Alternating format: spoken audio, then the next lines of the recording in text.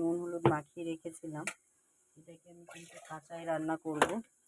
তো রান্না করার আগে এটাকে একটু ম্যারিনেট করতে হবে।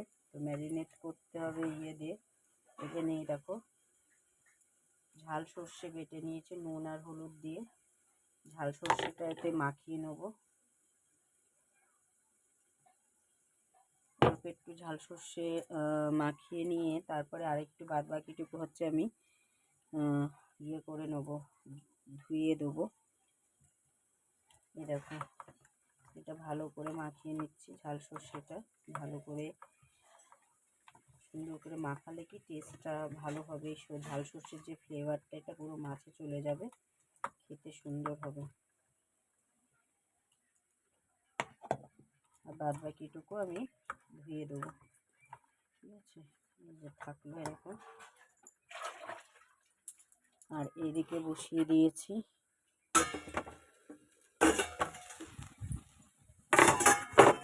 ভাজা বিনস, শিম আর আলু দিয়ে ভাজা করছি। আর করবো এই দেখো ফুলকপি আলু দিয়ে একটা তরকারি, নিরামিষভাবেই করব ফুলকপি আলুর তরকারি। ওটা আগে ভালো মতো ভাজা হোক।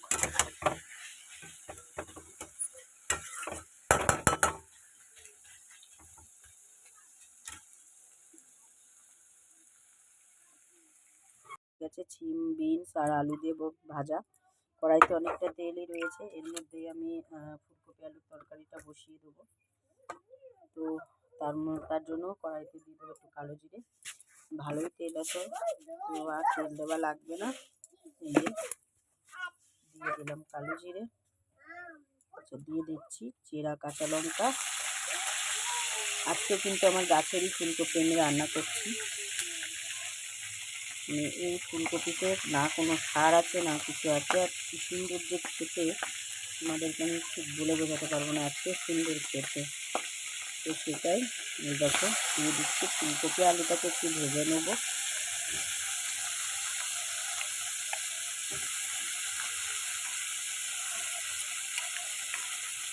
আমার সবথেকে পছন্দের এইটা, মানে ভীষণ ভালো খাই আমি ফুলকপি। বাঁধাকপিটা মোটে দেখতে ইচ্ছা করে না, আমার এত বাজে লাগে বাঁধাকপি, কী বলবো।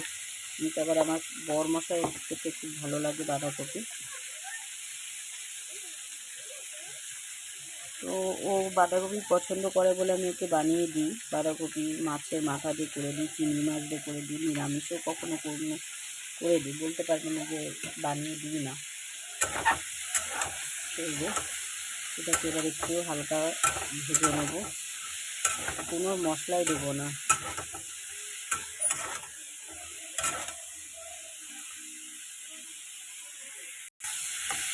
দেখো অনেকটা ভাজা ভাজা হয়ে গেছে। এবার আমি এর মধ্যে দিয়ে দেবো জল, একটু নুন হলুদ দেবো, কিছুই দেবো না, দিয়ে দিলাম জল। এটা কিন্তু আমার বড় মশাই কিন্তু অল্পই খাবে, বেশি খাবেই না। খাবে কিনা তাও অবশ্য সন্দেহ। দিয়ে দিচ্ছে দেখো হলুদ পরিমাণ মতো,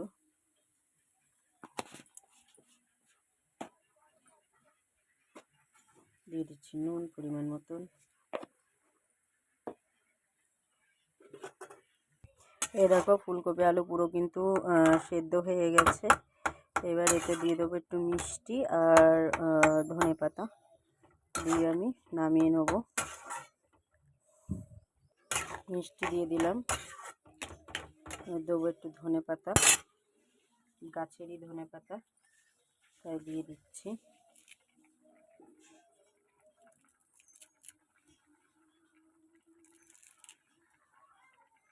এরম করে তোমরা একটু তরকারি বানিয়ে খেও এরমভাবে ফুলকপি আলু।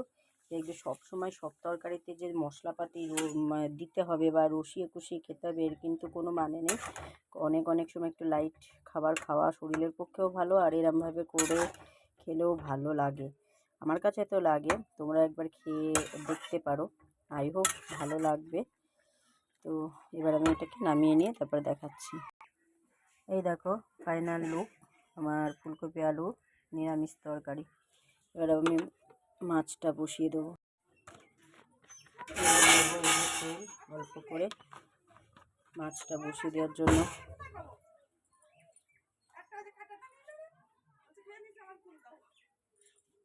মা পরে দেবো মা, আমি পরে আর গাছতে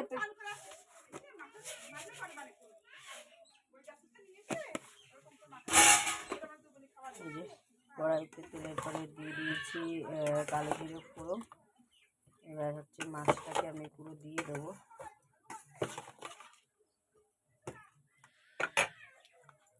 এই দেখো মেখে রাখা মাছটা পুরো আমি এরকম করে দিয়ে দিচ্ছি। এটা কিন্তু আমি একটু ভাজবো না, ভাজলে খেতে ভালো লাগবে না। এইভাবে দিয়ে এবার এই যে বাদ বাকি যে ইয়েটা রেখেছি তোমার হচ্ছে সর্ষে, ঝাল সর্ষে বাটাটা, এটা দিয়ে ওকে দেবো। মানে সর্ষেটা এরকম দেখাচ্ছি, এই দেখো কেটে নিয়ে এমন করে। মা দাঁড়াও মা একটু, আচ্ছা আমি দিদি বুকে দিচ্ছি, দিদি নাই নাই করে আসুক তারপরে দেবে। তুমি এটা একটু রান্না করবো, দাঁড়াও দাঁড়াও দাঁড়াও বলেছি। ওহো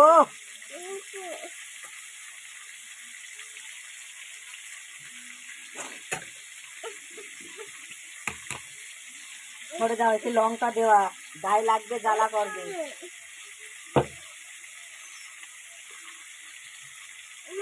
ওহো মানু,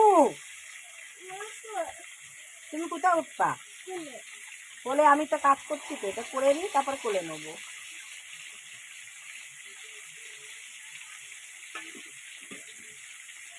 এটা যদি এরকম ছেঁকে দেওয়া হয় তাহলে গ্যাস হয় না, কারণ সর্ষে বাটা মানে গ্যাস, এটা আমি তো জানি। তার জন্য এরকম করে ছেঁকে দিলে সেটা গ্যাস হয় না, মানে তোমার হজম হয়ে যায় আর কি ভাবে।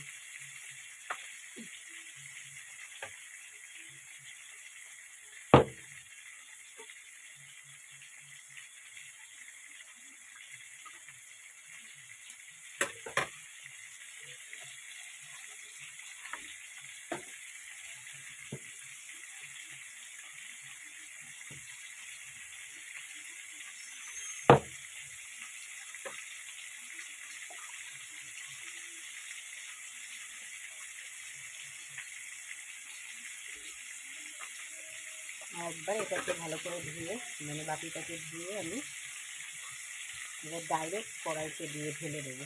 ঝোল হবে না, মাছটাতে কিন্তু বেশি ঝোল হবে না, একদম পুরো গা মাখা মাখা হবে। তো দেখো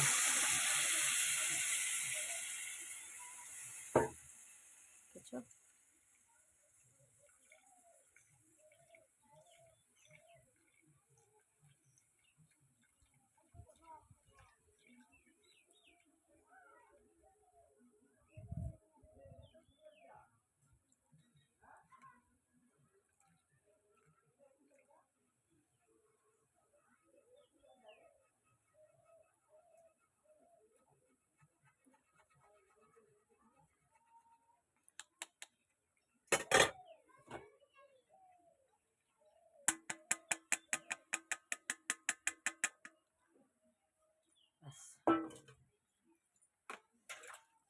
এবার একটু নাড়া দিয়ে মাছগুলোকে ভালো করে চারিদিকে পাতিয়ে দেবো।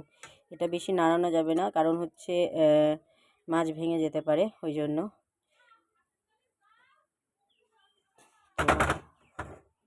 এই দেখো কালার দেখে তো কত সুন্দর এসছে। এবার একটু দিয়ে দিচ্ছি, দেখো কুচানো পেঁয়াজ, মানে হালকা অল্প একটু একটু কাঁচা পেঁয়াজের স্মাইল আসবে, খেতে খুব সুন্দর লাগবে। আর স্মেলটা যত খাওয়ার সময় গরম ভাতে জাস্ট ওয়াও।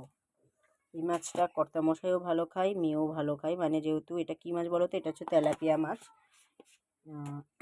এটা মানে এরমভাবে করলে খুব খেতে ভালোবাসে। নামানোর সময় ধনেপাতা দেবো, আর হচ্ছে কাঁচা সরিষার তেল দিয়ে দেবো। অল্প নুন দিলাম, যেহেতু আমি মাছটা ম্যারিনেট করে রেখেছিলাম নুন হলুদ আর একটু মশলা দিয়ে, তার জন্য।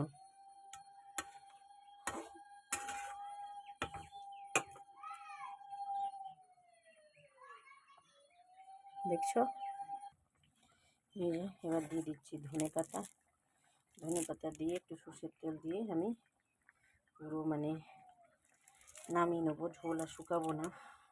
দেখো ধনেপাতা,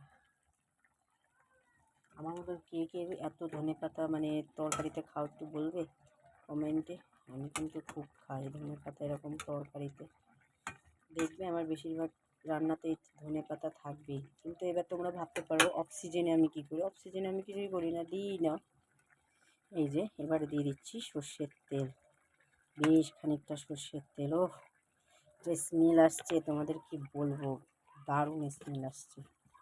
আজকে তো কর্তামশাই কবজি ডুবিয়ে খাবে আমি জানি।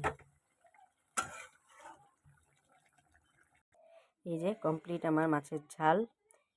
আর দেখতে দেখো কত সুন্দর হয়েছে দেখতে। তো চলো আমার হয়ে গেছে, এবার ভাতটা করে নেবো।